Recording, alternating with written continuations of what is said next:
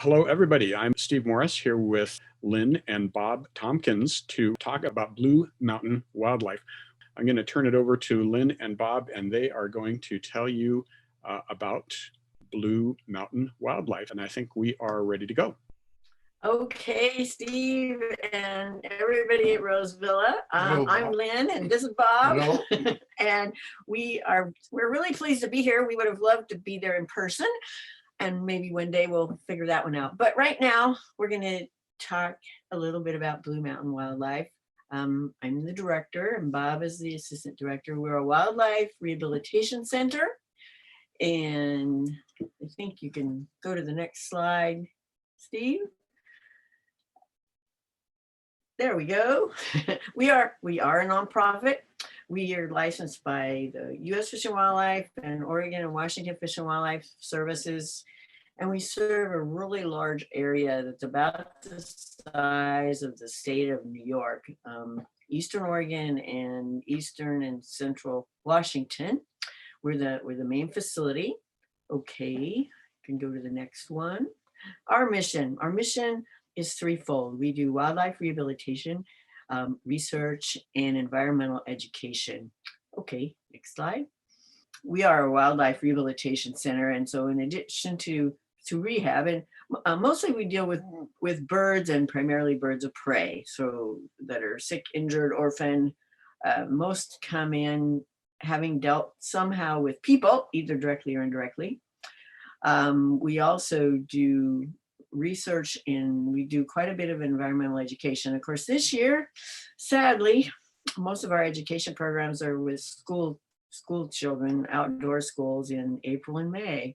So this year, maybe this is the first experiment with this type of a live stream, and hopefully we'll be able to figure out how to do some of those things with some classrooms. Okay, next slide.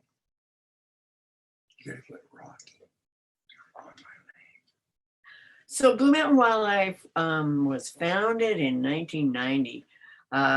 And so since that time, we've admitted more than 11,000, mostly birds, and we've released half of them back into the wild, which, you know, we wish we could release more, but they come in with a lot of injuries. And so just being able, usually there's about half that we can't save. So almost all the rest we're able to release.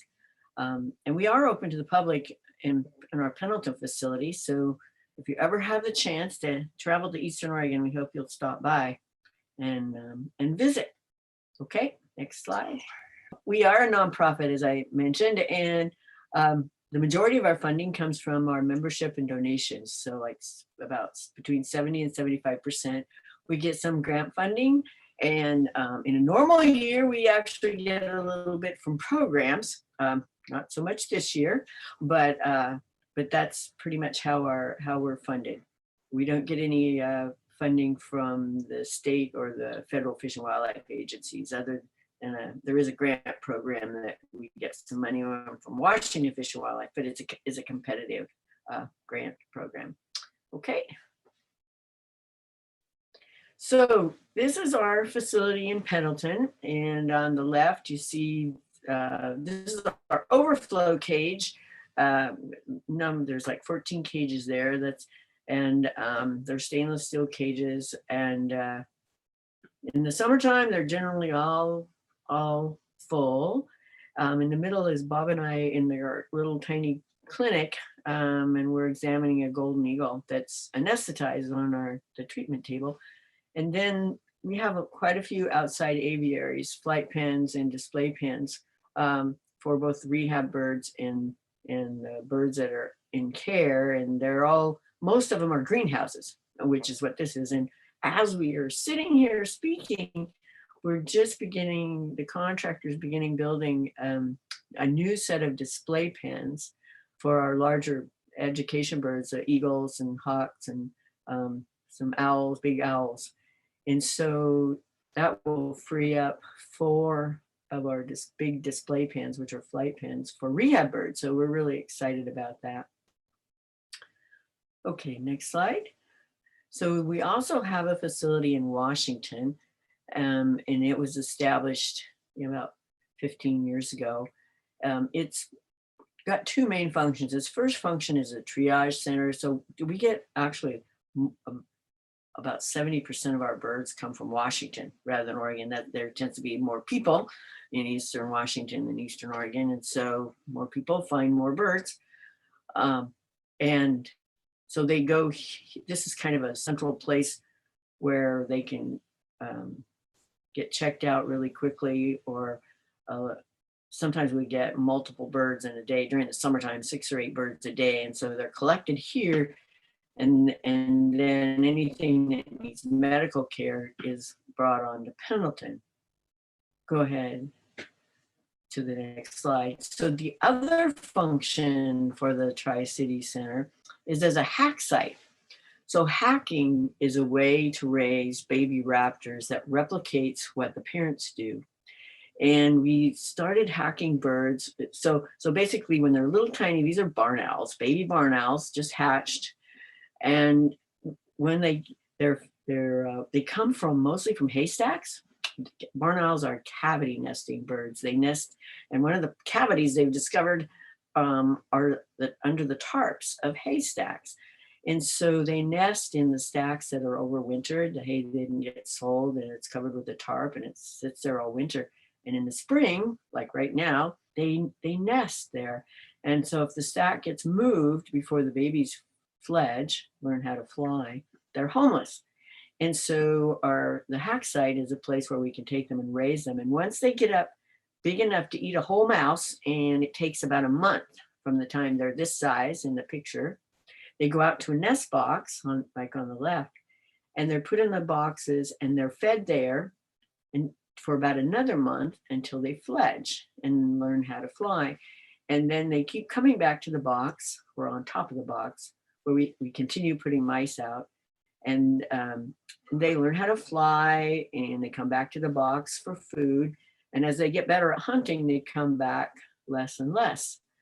And I just lost my slides because I think somebody else just came in on the Zoom meeting. But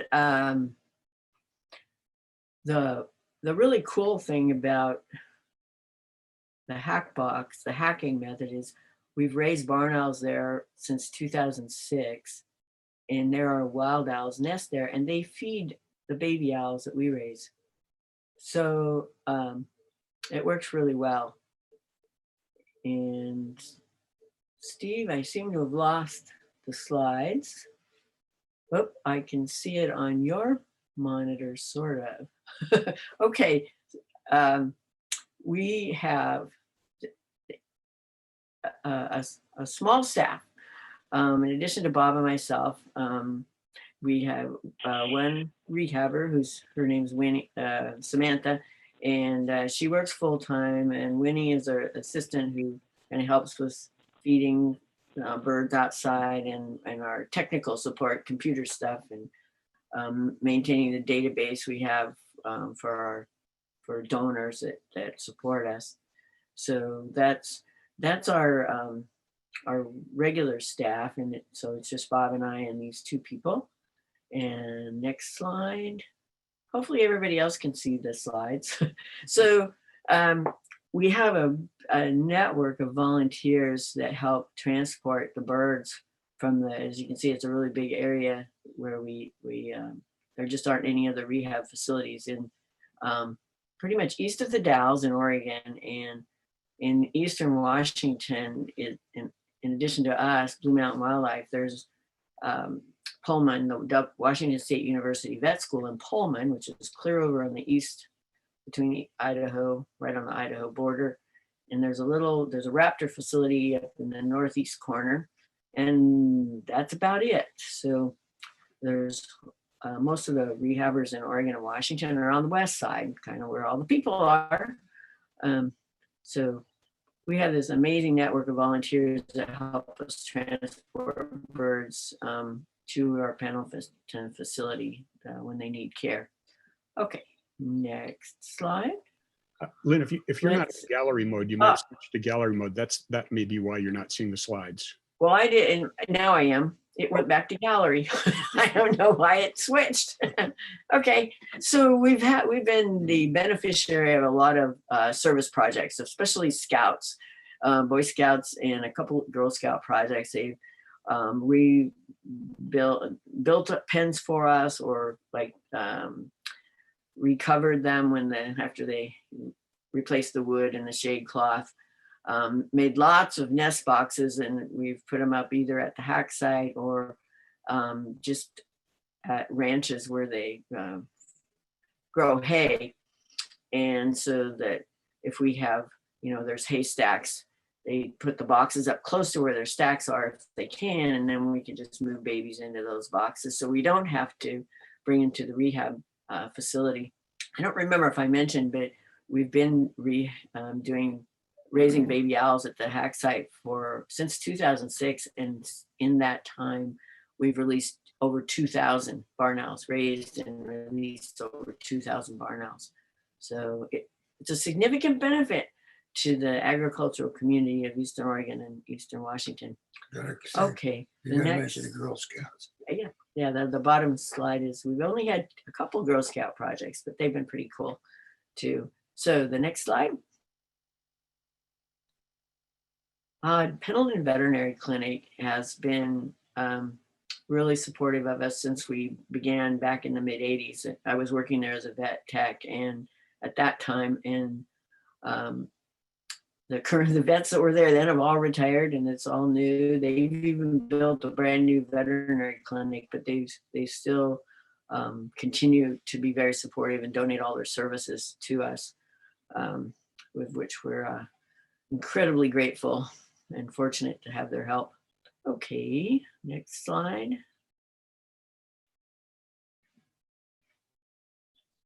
We also normally, on a normal year, have amazing interns. They're college students. They come from all over the United States. And we've even had a couple from Puerto Rico. And a lot of them are pre-vet students. They want to go to vet school. A few are, think they want to be rehabbers. And I always joke that they're here for 8 weeks. They live on site. They work 7 days a week. And in 8 weeks, I can pretty much convince them they really don't want to be a rehabber. They're much better off going to vet school so they can have a much better stable income. But we have, the pictures here, the Sarah on the right with the eagle, she's a veterinarian, and the gal at the bottom right in the black t-shirt is an amazing high school teacher, science teacher, and her students are so lucky because she does all kinds of cool stuff. So anyway, we probably, I'm not sure. I know in May and June we won't have any interns. I'm hoping by July, August, maybe things will change and we have some scheduled through the end of August. We'll just have to wait and see what happens with COVID-19. Okay, next slide. So education is a huge part of what we do. A lot of our education, most of it probably is off-site, although we have groups that come every year. And dissecting owl pellets is always a fun time. That's what's in the upper left picture. And that was a homeschool group. So they're all different ages of kids, but everybody loves to dissect owl pellets, at least once they get started. And, but we do a lot of education programs, either in schools, lots of outdoor schools normally. Sadly, this year it won't happen, but it will next year with a little bit of luck. Okay. One of the, I guess, our Get the Lead Out campaign, it's kind of a combination education and also research. We test a lot of birds for lead. It says ingested lead toxicity. Birds and other scavengers get lead poisoning when they eat animals that have been shot with lead ammunition. And lead's toxic. We've gotten rid of it in gas and our plumbing and paint. Somehow we still have it in ammunition. And so we need to we need to switch to non-lead ammunition. We've tested over 1,000 birds now for lead, and we find it we test all eagles, all big hawks, the bootios, the red tails, Swainsons, roughlegs.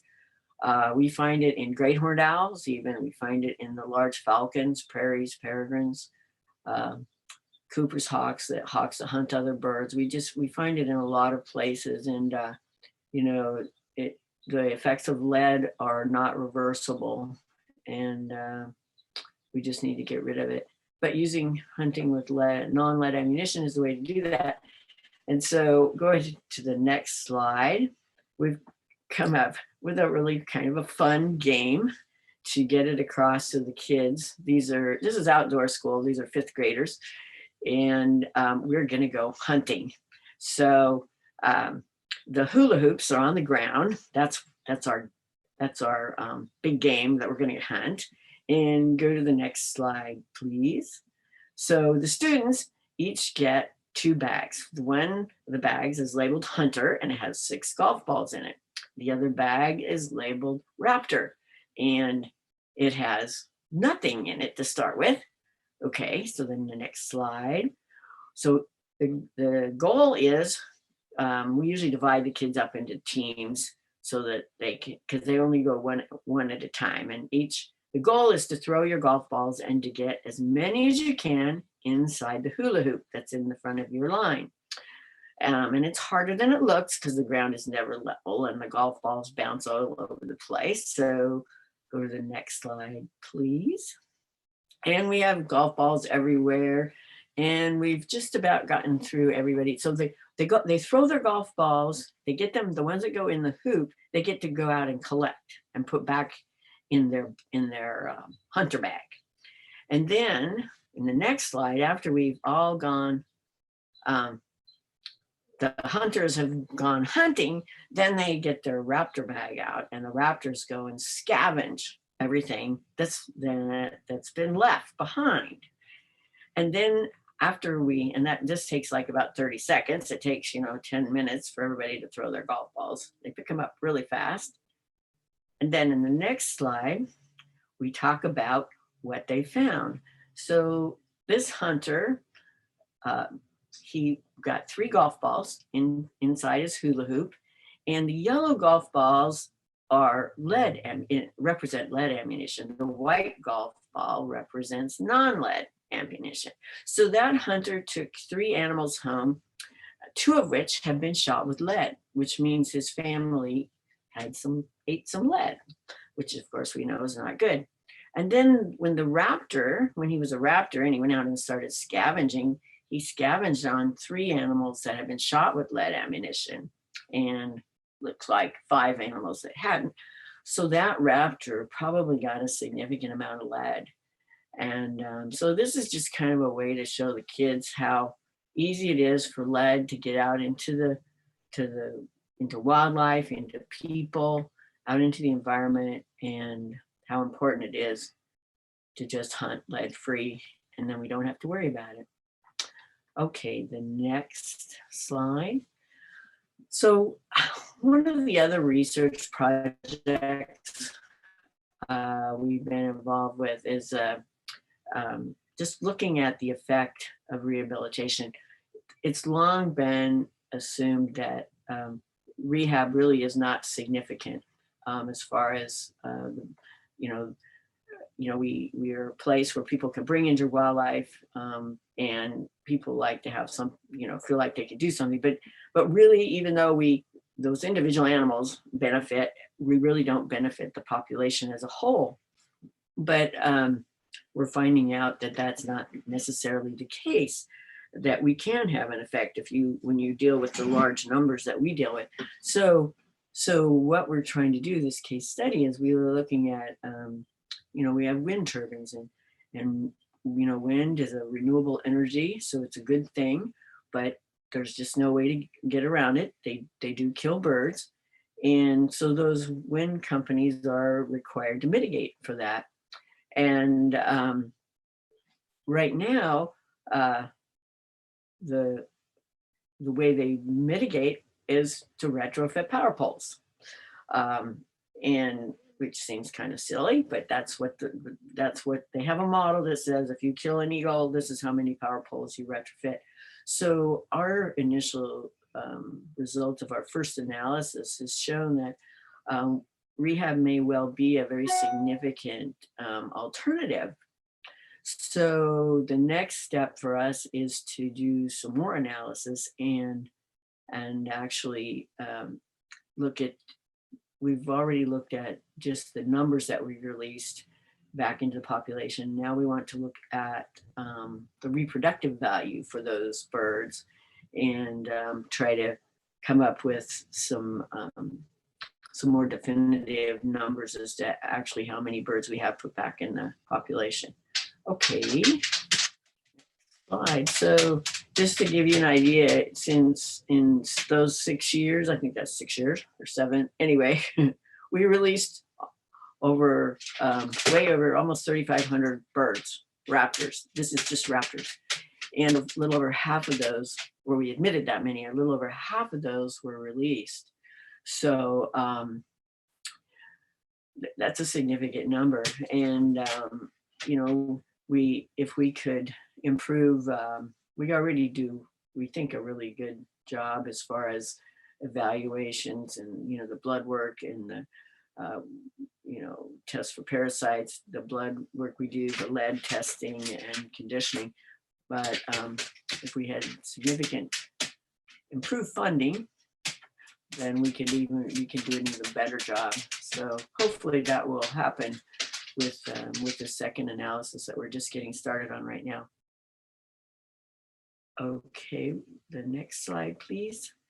So then what we really want to do in the future, you know, you have to be an optimist to be a wildlife rehabber. And the optimist that I am sees in the future that people actually appreciate or understand that we're part of the natural world. We're not separate from it, and that what we do to the natural world, we actually do to ourselves. So we need to really kind of take care of that, this place, this planet Earth that we live on. And one way we want to help share that message is with a new hospital, a new facility. It will include a wildlife hospital and year-round dormitories for our interns and a residence area for initially Bob and I, but whoever takes it over. But it'll be a demonstration project that shows that you can have a net zero energy use. You can create the amount of energy that you need for your house, your lights, your whatever you're doing there. And you can also collect the water and reuse the water. So it'll be net zero energy, net zero water use facility that we want to build. And hopefully expand our education center, education ability at the same time. Okay, last slide. Oh, yep, that's that link to the video tour. We walked around and looked at the birds, and Daryl, the vulture up there, says hi. We call that putting out the solar panels when they hold their wings up like that. But the other thing if you would like to keep up with what we're doing, if you go to our website, there's a click on a little link that will allow you to, we send out a weekly newsletter email, and you can just put your email address in there and get on our email list, and you'll get the weekly update as to what's happened, and you can keep track of what we're doing. Hopefully those flight pens should be done in a couple months, and the display birds will have a new home. Are there, I guess, any questions? I'm not sure. We do have so far one question. See if I can make that. There we go. We have, let's see, a question from Pam. How do you test birds for lead toxicity? Oh, that's a really good question. Well, we used to, back in the day, get a blood sample from the bird And then we had to send it off to the lab, but we got tired of doing that and it was kind of expensive, like $70 or so. And so now we have a lead care test kit. And it was designed for doctors to have in their office to screen kids for lead poisoning. And we found out about it when we listened to a guy who's now a friend of ours talk about the California condors, because their lead poisoning is a really significant thing. So we have this little machine that we just need a tiny blood sample and we can run a test that costs us $10 a bird instead of 60 or 70 to ship it off. And it just takes 3 minutes to run, so we get the results right away. And like I said, we test a lot of birds. We test all eagles that come in, and most adult eagles have some amount of lead.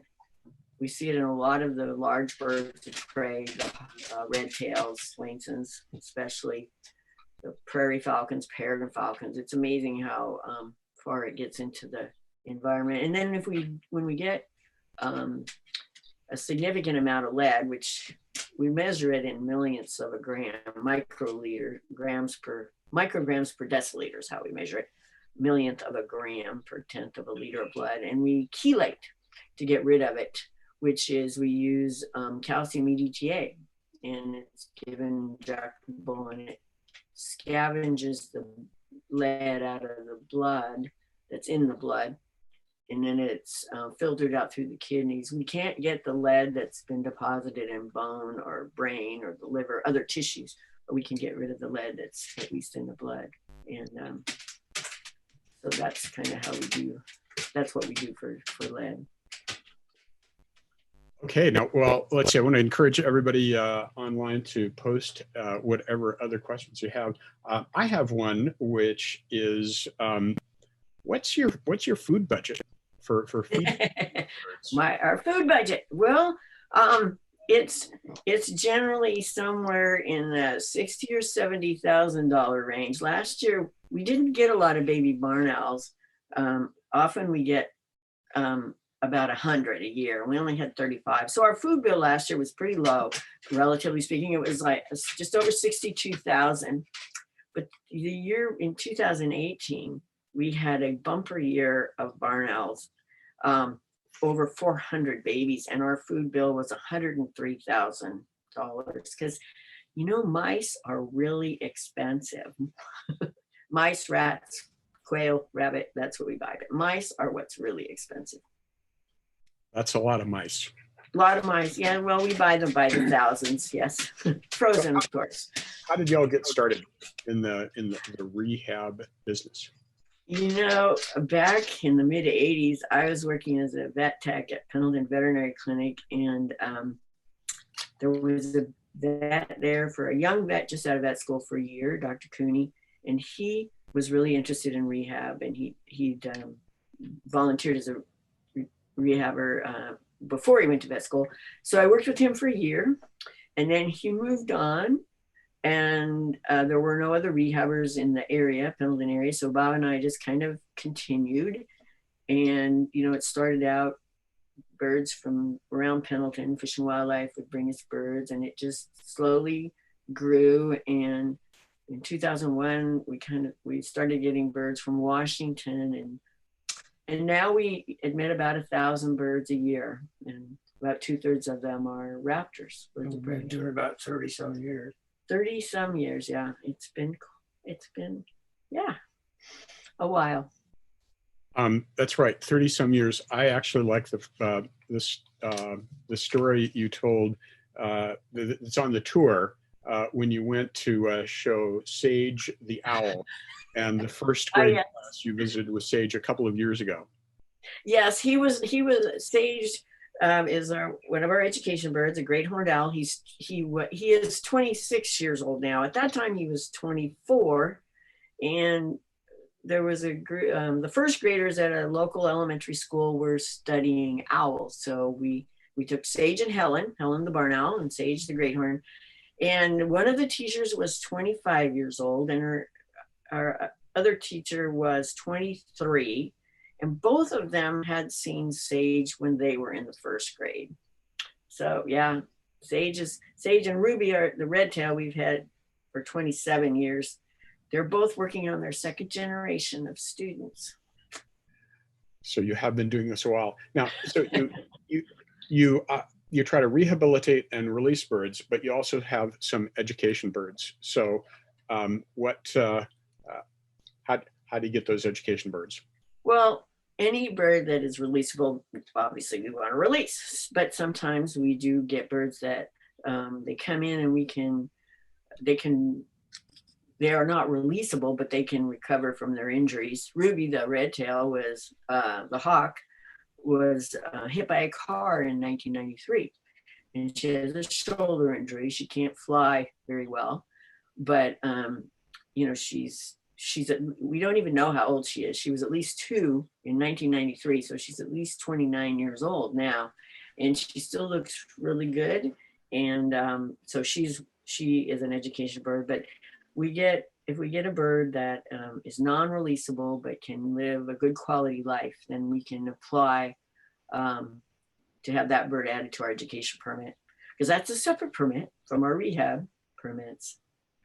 How many education birds do you have, just roughly? Well, we have 4 that travel a lot.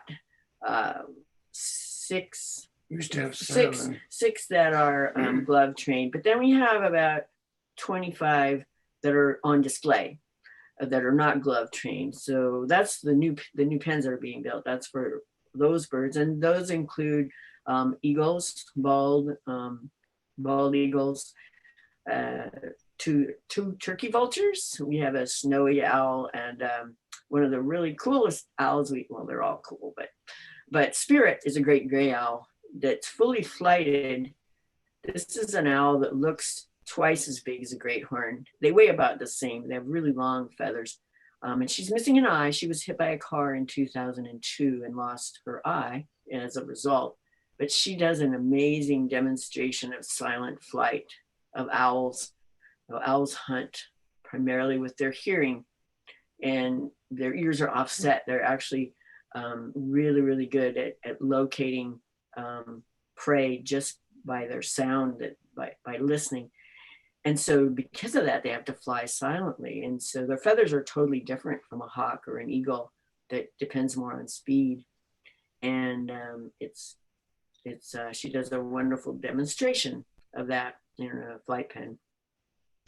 You mentioned federal permits. Not sure that everybody's aware of quite what it takes to deal with having eagles or even an eagle feather in terms of the federal. Oh yes, well, actually, all feathers of native birds, migratory birds, are protected, and so it's not legal even to pick one up off the ground, because you can't prove that you didn't injure the bird to get it. But eagle feathers, or if an eagle dies, those have to go to the federal repository, which is in Colorado. So we also have an education permit that it's a federal permit that most of our education birds are on, but we have a separate permit for eagles. So because the eagle, the Golden and Bald Eagle Act separately protects eagles. So yeah, the feds are, especially, state and federal both are particularly concerned about eagle feathers. So I noticed from the tour that you actually do have some captive birds that lay eggs. We do actually. I haven't counted them recently for the last few days, but Carmen, or another barn owl that we have, is sitting on eggs right now. Those eggs aren't fertile because she doesn't have a boyfriend or a mate, but Carmen has actually been a foster mom in the past. After she lays her eggs, she'll sit on them, and we can pull out the eggs and we can stick babies under, and she will raise them until they're big enough to go to the hack site. The 2 bald eagles that we have 3 eggs right now. Now, It is a male and a female eagle, and they lay egg. They build a nest. Neither one of them can fly. They both were hit by cars and lost part of a wing as a result. But they build a nest on the ground every year, and this is the second year that, or maybe it's the third year, that they've laid 3 eggs. They used to lay 2. They've never been fertile, but they are very protective. There's a couple videos on our YouTube page of Mama Eagle and what she has to say when anybody has the nerve to walk in there and disturb her. She said a little bit in the tour video also. Yes, yeah. And then we have a pair of red tails that she lays eggs, and in fact, she's starting to get a little broody in and out of her nest. I don't think she's actually laid an egg yet. It's a little bit early. We've had 3 birds come in to the rehab center already this year, 2 great horned owls and a screech owl with a brood patch. So when birds start laying eggs and nesting, they pluck the feathers off their abdomen so that the eggs can be kept really warm and moist. And one of the owls, I think the great horn, was electrocuted, and we just couldn't save her. And one got hit by a car, and that was kind of bad. The two great horns. We actually saw a screech owl with an egg still in her. She was about getting ready to lay the egg, and someone took a chainsaw to the tree, and she was probably in her nest cavity. So that's the other thing. Now is not the right time to prune your trees, because the fall and winter is a time for that, because right now all kinds of things are nesting. Squirrels are nesting, the birds are nesting, and so it can be really hard, especially with the cavity nesting birds, to know where the cavity is. And so good to be very, very careful this time of year. Let's see. As I recall, you actually have been to Portland with birds to do a program at least once. We went to OMSI a number of years ago. Yeah. I think that's the only time we've been to Portland. Right, that was, Yeah. that's a little too far to drive. We were a lot younger back then, but yeah, that was a fun time. I think we were there for a couple of days. The Avangrid was, I believe it was Avangrid that was sponsoring an exhibit, or at least our part of it when we were there. Sometime after coronavirus, we'll have to see if we can get you to Roswilla with a bird or 2. But, so let's see. Thinking about eggs, Daryl and Daryl, oh yes, the 2, in spite of their names, Daryl and Daryl, the 2 turkey vultures, right? They are turkey vultures, yes, and they came here from Alabama actually in 2002. They were from a rehab center in Alabama. They were they came into that center as nestlings. And turkey vultures are one of the few birds that actually have a good sense of smell. So most birds, you cover up, you put the ghost costume on or whatever, and they don't know who's feeding them. But with turkey vultures, that's not the case. So they're they know that people bring food. So they were looking for a home, and so back in 2002, Daryl and Daryl came here, and Daryl with the Y is Daryl number 1, and Daryl with an E, spelled with an E, is Daryl number 2. And we really didn't know if they were male or female. But last year we found out, because they both laid eggs for the first time in however many, 17 years. They each laid 2 eggs. They got really grumpy with each other, and with especially interns that would go in there to change their water every day. And once they laid their eggs, they weren't grumpy anymore. And they're kind of getting a little broody this year. I'm thinking they might do the same thing again, but so far, not yet. They also hold a grudge. Yeah. Really, really good. Yep, vultures they're very interesting creatures. They're really smart. anybody that's a scavenger has to be very curious because everything is a potential meal. Mm. Let's see. I think we're running out of questions online. I think I will mention that if I recall from your presentation, I think like memberships are like one of your biggest sources of financial support. So I would encourage everybody to check that out on the Blue Mountain Wildlife website. And aside from that, is there any other? I'm looking at Karen over here, who's helping out with questions. Yeah. Is there anything else there that we should ask? Are we running out? That's all the questions. I think we're running out of questions. So thank you very much for taking. And thank you. Thank you. And we'll do this again, and maybe, like you said, we'll be able to do it someday in person. Just tell everybody to take care. And again, on Yeah, the wash your hands. wash your hands, yes, and don't All touch right. the face. Bye-bye. And there is the bird. There is the tour on the same page you came to watch this. A link to the tour and a link to the OPB program on Blue Mountain Wildlife as well is there. So, yep. So, thank you much, and Thank you. good luck with the And birds. thank you. Bye-bye. Yep, goodbye, everybody. Bye.